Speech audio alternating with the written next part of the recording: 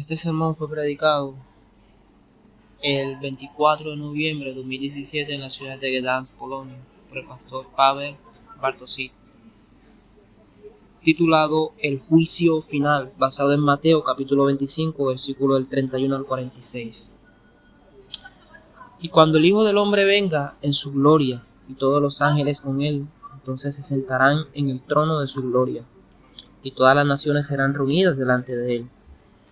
Y él separará a unos de otros, como separa el pastor las ovejas de los cabritos, y pondrá las ovejas a su derecha y las cabras a su izquierda. Entonces el rey dirá a los de su derecha, venid, benditos de mi Padre, heredad del reino preparado para vosotros desde la fundación del mundo. Porque tuve hambre y me disteis de comer, tuve sed y me disteis de beber, fui forastero y estuve enfermo y me visitasteis, estuve en prisión y vinisteis a mí.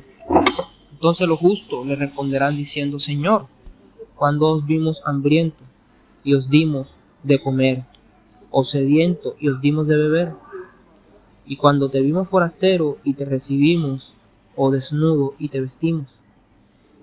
Y cuando os vimos enfermos o en la cárcel y vinimos a vosotros? El rey responderá y les dirá: en verdad os digo que todo lo que hacéis a uno de estos hermanos míos más pequeños, a mí me lo hacéis. Entonces dirá a los de su izquierda: apartaos de mí, maldito, al fuego eterno preparado para el diablo y sus ángeles. Porque tuve hambre y no me disteis de comer, tuve sed y no me disteis de beber, fui forastero y no me recibisteis, desnudo y no me visteis, enfermo y en prisión y no me visitasteis. Entonces ellos también le responderán diciendo: Señor, cuando te vimos hambriento o sediento o forastero, desnudo, enfermo o en la cárcel y no te servimos? Entonces él le responderá diciendo: en verdad os digo que todo lo que hacéis a uno de estos más pequeños, a mí me lo hacéis. Y estos irán al castigo eterno, pero los justos a la vida eterna. El juicio es algo real. Hoy es el último domingo del año eclesiástico, que a veces se llama Domingo de la Eternidad. Las lecturas de las Sagradas Escrituras para este día se centran en la verdad sobre los llamados el fin del mundo y el juicio final. El texto de hoy son las palabras de nuestro Señor, a las cuales los comentaristas se refieren únicamente al juicio final. El Señor Jesús anuncia el juicio de Dios, quien estará allí, qué sucederá, pero también los criterios según los cuales Dios administrará este juicio. Comencemos con el hecho de que el Señor Jesús está describiendo aquí algo muy real, algo que ciertamente sucederá. Esta es, por supuesto, una realidad completamente diferente a la que vemos hoy, pero también lo fueron las predicciones bíblicas del diluvio, la caída del Imperio Romano y otros acontecimientos que fueron completamente diferentes a lo que vinieron. Pero la palabra de Dios es cierta, no falla, y el juicio final ocurrirá. Desde el principio observamos quién será el juez y el rey impartiendo justicia. Leemos que será el Hijo del Hombre, o sea, Jesucristo. Todas las naciones serán reunidas ante él. Mira, no importa si son polacos, ingleses, indios, árabes, incluso chinos. Todas las personas que alguna vez han vivido serán reunidas ante el rostro de Cristo. Cristianos, ateos, izquierdistas, derechistas, conservadores, liberales, budistas, musulmanes, vegetarianos, posmodernistas, existencialistas, independientemente de si creyeron o no en el juicio de Cristo, estarán en él. Versículos 31, 32 y 33. Ellos anuncian: y cuando el Hijo del Hombre venga en su gloria y todos los ángeles con él, entonces se sentarán en el trono de su gloria. Y serán reunidas delante de él todas las naciones, y él separará a unos de otros, como separa el pastor las ovejas de los cabritos, y pondrá las ovejas a su derecha y a las cabras a su izquierda. El Señor Jesús, como Rey y Juez, dividirá en dos grupos a todas las naciones reunidas ante él. Hay muchas divisiones entre las personas: ricos, pobres, asiáticos, europeos, africanos. hombres, mujeres, adultos y niños, derecha e izquierda, conservadores y liberales. Pero aquí estamos ante la división más importante y de hecho la que realmente importa cuando se trata de nuestro destino eterno. Y esta es una división introducida por Dios mismo. Las esperanzas de muchas personas que piensan que el final de la historia, Dios mirará a toda la humanidad y considerará a todos como una familia maravillosa para la cual dará un paraíso de paz y felicidad eterna. Estas esperanzas fracasarán. Las esperanzas de quienes piensan que Dios permitirá que todas las personas entren al cielo y no excluirá a nadie resultarán falsas. También se demostrará que son falsos aquellos que creen que es una virtud no juzgar nada ni a nadie como malo o falso, y aquellos que creen que Dios debe ser tan tolerante con el mal y el pecado como ellos. Cuando Cristo regrese, vendrá a ministrar juicios para mostrar una gran intolerancia hacia la incredulidad y el pecado. En el juicio de Dios la gente será dividida en dos grupos. Jesús llama a estos grupos ovejas y cabras. Versículo 33. Y pondrá las ovejas a su derecha y los cabritos a su izquierda. ¿Qué le dirá Jesús a las ovejas? Versículo 34. Entonces el rey dirá a los de su derecha: venid benditos de mi Padre, heredad el reino preparado para vosotros desde la fundación del mundo. Mira qué palabras.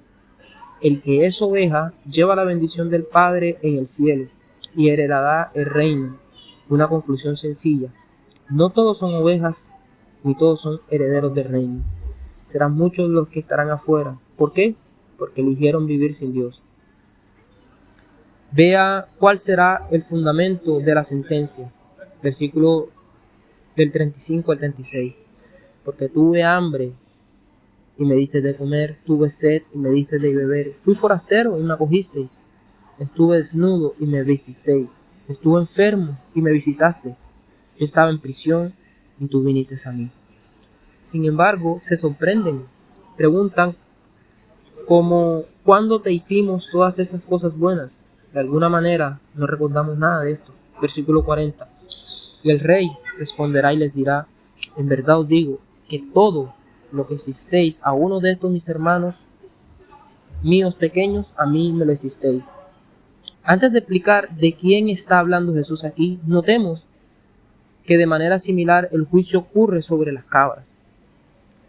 Versículos del 41 al 46. Entonces dirá a los de su izquierda: apartaos de mí, malditos, al fuego eterno preparado para el diablo y sus ángeles. Porque tuve hambre y no me disteis de comer, tuve sed y no me disteis de beber, fui forastero y no me recibisteis, desnudo y no me visisteis, enfermo y en prisión y no me visitasteis. Entonces ellos también les responderán diciendo: Señor, cuando te vimos hambriento, sediento, forastero, desnudo, enfermo, en la cárcel, y no te servimos. Entonces él les responderá diciendo: en verdad os digo que todo lo que hicisteis a uno de estos más pequeños, a mí me lo hicisteis. Y estos irán al castigo eterno, pero los justos a la vida eterna. Jesús usa aquí la expresión a uno de estos hermanos míos más pequeños. En el contexto bíblico, el término hermanos en el Nuevo Testamento se refiere a los discípulos, creyentes y cristianos de Jesús.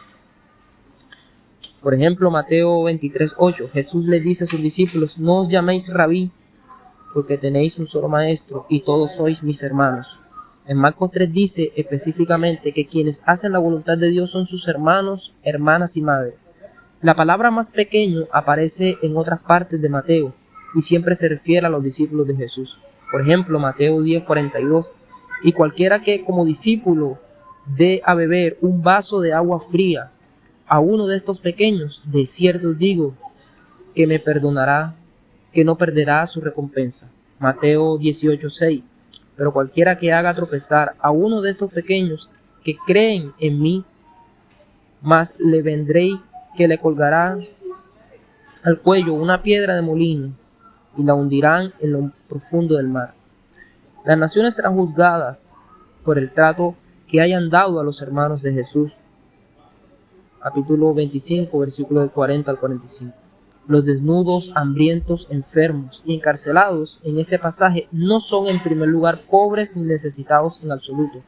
son discípulos de Jesús, concretamente misioneros enviados por el mismo Jesús. Jesús había enviado previamente a los 12 apóstoles y juzgado a las naciones de Samaria y Galilea, basándose en el trato que dieron a sus misioneros.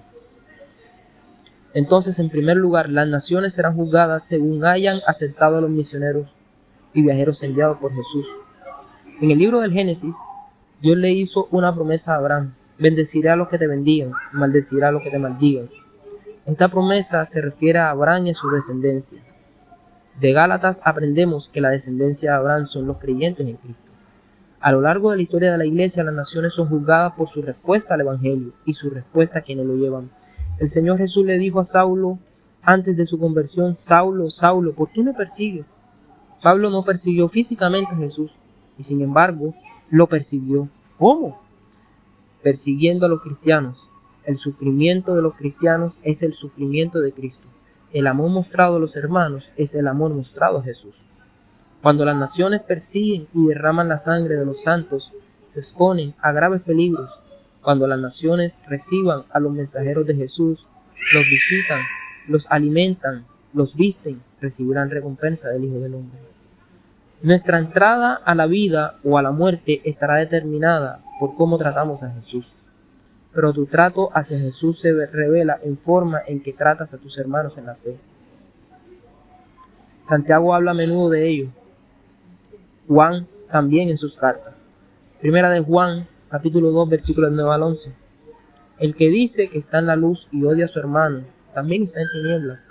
El que ama a su hermano habita en la luz, y en él no hay tropiezo. Pero el que aborrece a su hermano está en tinieblas, y anda en tinieblas, y no sabe a dónde va, porque las tinieblas le han cegado sus ojos. Primera de Juan, capítulo 3, versículos del 15 al 18.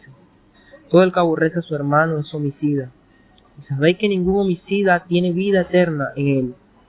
En esto conocemos el amor, en que Él dio su vida por nosotros, y debemos dar la vida por los hermanos. Pero si alguno tiene bienes de este mundo y ve a su hermano en necesidad y le cierra su corazón, ¿cómo puede habitar en él el amor de Dios? Hijitos, amemos, no de palabra ni de lengua, sino de hecho y en verdad.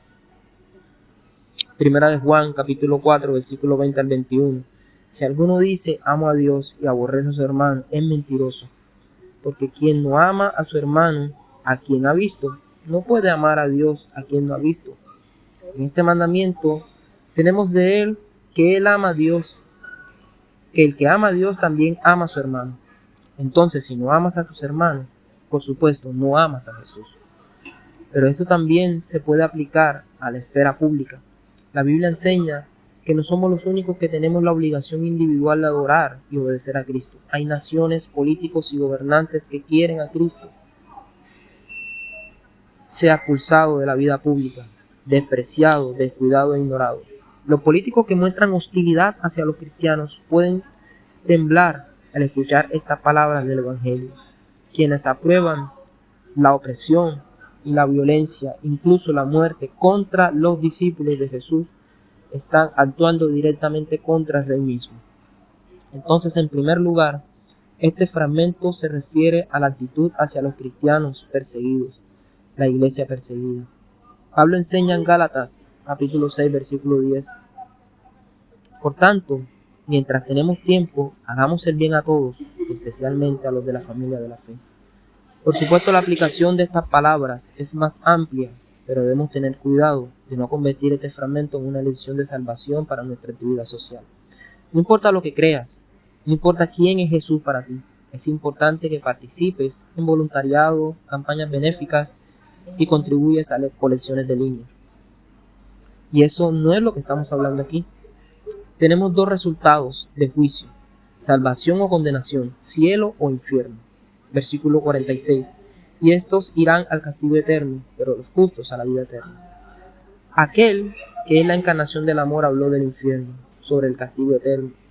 Por supuesto, la cuestión no es que ahora debamos asustar a la gente y a los niños con palabras sobre el infierno, pero no debemos evitar estas palabras como si no estuvieran en la Biblia, ni votar si tal lugar existe.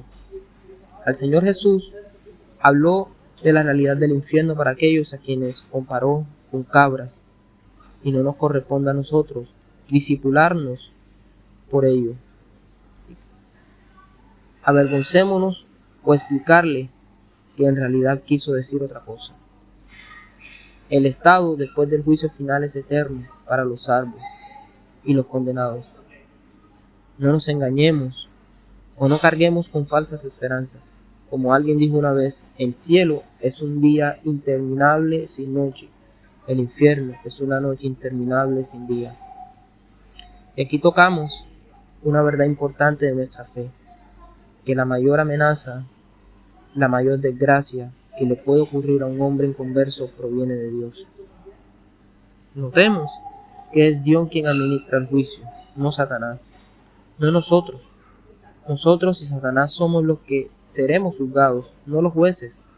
En Hebreos 10:31 leemos: qué cosa terrible es caer en manos del Dios vivo, y porque nuestro Dios es fuego consumidor. Capítulo 12, versículo 29. Deberíamos huir de la ira de Dios hacia Dios mismo. Solo Él es la salvación de aquellos que han encontrado el perdón en la sangre derramada de Cristo. No en vano el apóstol Pablo, resumiendo la obra de Jesús, afirma que fue Él quien nos salvó de la ira venidera. 1 Tesalonicenses capítulo 1, versículo 10. En resumen, 3 reflexiones finales. Número 1. Recordemos, todavía vivimos en este tiempo en el que las ovejas y las cabras están presentes en la iglesia de Jesucristo. Y tenemos una mala noticia. Tu presencia aquí, en la capilla, no es prueba de que seas una oveja. Ser bautizado tampoco te da esto. Tampoco te convertiste en uno uniéndote a la iglesia. Note que esto no es una división entre aquellos que fueron a la iglesia y aquellos que no fueron a la iglesia. Cristo traerá juicio, y vean, será un juicio basado en la evidencia de la verdadera fe. Nuestras obras serán testigos de ese juicio, lo que hemos hecho y lo que no hemos hecho. Número 2. Las 3 parábolas anteriores del discurso de Jesús en el Monte de los Olivos enfatiza que Jesús juzga a sus discípulos según su conducta. La escena del juicio al final de Mateo 25 representa lo mismo. Los que entran en la vida son aquellos que han tratado con justicia a los más pequeños de los hermanos de Jesús. En sus declaraciones anteriores Jesús enfatizó que la membresía en la iglesia y las palabras no son suficientes. Dijo que ser siervo y mayordomo no es suficiente. Pregunta: ¿cómo cumple un siervo sus deberes? Continúa diciendo que no basta con ser parte del cortejo nupcial. Pregunta: ¿eres una doncella sabia o necia? Entonces, ¿te estás abasteciendo de aceite de oliva? No basta con recibir un talento, es decir, recibir un don. La pregunta es: ¿qué haces con este talento? El juicio al final de Mateo 25 va aún más lejos. Las cabras no son juzgadas por lo que han hecho, sino como las vírgenes insensatas, por lo que no han hecho. Las ovejas y las cabras son evidencia al castigo eterno o a la vida eterna, dependiendo de si ayudaron activamente a los desnudos, hambrientos, enfermos, encarcelados, o si ignoraron a las personas necesitadas, o si ni siquiera la buscaron. Muchos protestantes minimizan este tipo de pasajes y lo diluyen. ¿Por qué? Porque como protestantes creemos que no somos salvos por lo que hacemos, pero somos salvos por lo que Jesús hizo por nosotros. Muchos pueden pensar que en el juicio Jesús no preguntará si hemos sido generosos, serviciales con los necesitados, sino si creemos en la justificación por la fe. Pero este pasaje y muchos otros muestran que seremos juzgados según lo que hicimos, cómo vivimos y nuestras buenas obras hacia los demás. Si nos hemos convertido en hijos de Dios por gracia, somos salvos por gracia. Por supuesto, somos salvos por lo que Jesús hizo en favor nuestro. Pero Jesús no solo nos trajo la redención en la cruz. En el Nuevo Testamento leemos que Él obra en nosotros el querer y el hacer. hace que una persona salva por gracia realice buenas obras. Si Él realmente obra en nosotros, dará fruto en nosotros. Somos traídos al reino por la gracia y el favor de Dios, pero al final la prueba de nuestra autenticidad es el juicio de nuestras acciones, como si Dios estuviera diciendo: esto es lo que realmente eres, muéstrame cómo viviste. Un buen ejemplo son los tiempos de la pandemia, o más bien de las restricciones, cuando la gente se encerraba por miedo a enfermarse, pero también por aquellos que tenían miedo y se sentían solos. Por miedo dejaron atrás a personas ancianas, enfermas y asustadas. Y Jesús dice que el fruto de la fe no es esconderse en nombre de la responsabilidad, sino dar, vestir al desnudo, alimentar al hambriento, visitar al solitario. Y una última cosa, hemos dicho que Jesús habla primero de tratar a los hermanos, a los que pertenecen a su familia y están necesitados. Pero la aplicación de estas palabras es mucho más amplia. Jesús también juzga basándose en nuestro trato hacia los pobres y necesitados en general, independientemente de su religión. No dice debes proveer para los pobres si son cristianos, pero si no son creyentes puedes simplemente ignorarlo. Se nos juzga por si ayudamos activamente a quienes necesitan comida, ropa. Visitamos a los enfermos, a los solitarios. Jesús aquí no juzga a nadie por lo bien que conoce los catecismos o por saber tener razón en cada situación, por quien votamos o por lo que pensamos de nosotros mismos. Nos juzga por si hemos hecho el bien activamente, no por si simplemente hemos evitado el mal. Los que van al infierno son los que cerraron su corazón y no se preocuparon por los necesitados. Jesús se identifica con los hambrientos, los sedientos, los desnudos, los enfermos, los encarcelados y los extraños. Y esto no es nuevo. Hizo esto toda su vida. Jesús pasó gran parte de su ministerio asociándose con marginados, recaudadores de impuestos y pecadores, alimentando a los hambrientos, llamando a las prostitutas al arrepentimiento y alentando la generosidad hacia los pobres, salvando a los desesperados.